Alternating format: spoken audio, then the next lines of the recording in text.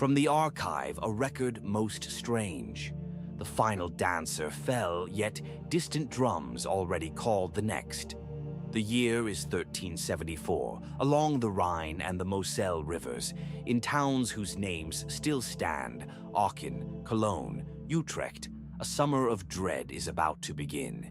It does not begin with plague sores or fever. It begins with movement.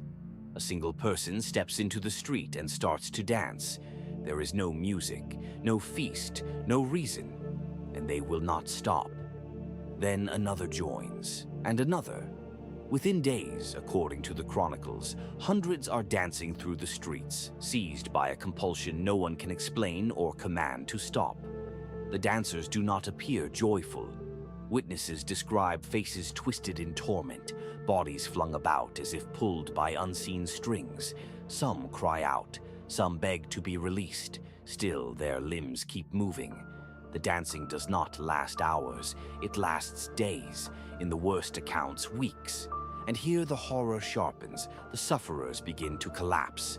Contemporary records report deaths from sheer exhaustion, from what we would now call heart failure or stroke.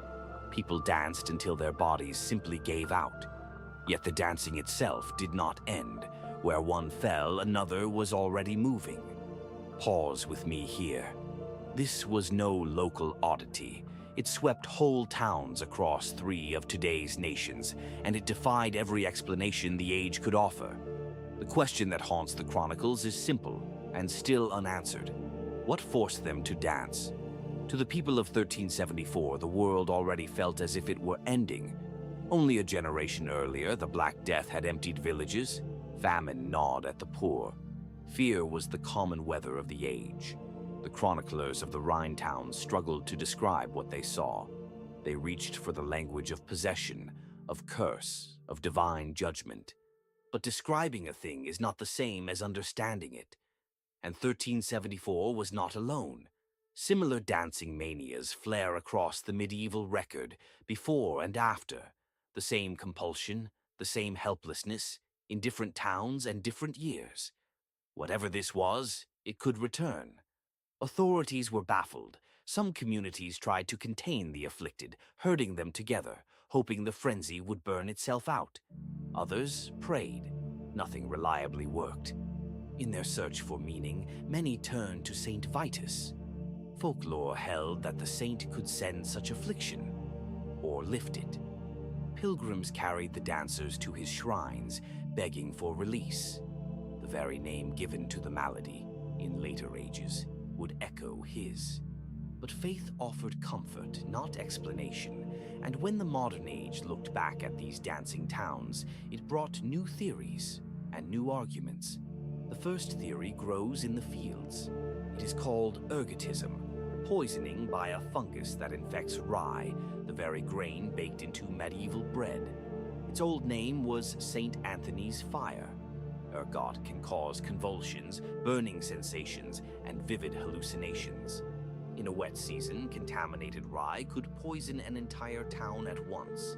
It is a compelling culprit, but it has a problem. Ergot poisoning constricts the blood vessels. It tends to leave its victims unable to walk, not able to dance for days on end. And it does not easily explain why the affliction spread from town to town along the rivers, as though passed hand to hand. So a second theory steps forward: mass psychogenic illness. The idea that under crushing stress, fear itself can spread through a crowd like contagion, taking physical form, trembling, fainting, and yes, uncontrollable movement. This theory explains the spread and the shared belief in St. Vitus. In towns already broken by plague and famine, a single dancer could ignite a whole community's buried terror.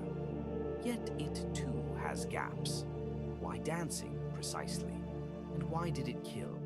Some scholars point further south to tarantism, the Italian dancing sickness blamed on a spider's bite, cured, so it was said, only by dancing it out. A cousin, perhaps, of the northern mania. Perhaps only a coincidence of desperate customs. 3 explanations: poison in the bread, terror in the mind, a custom carried across borders. Each catches a piece of the truth, and each on its own falls short. So, what really happened in 1374? Stay with me.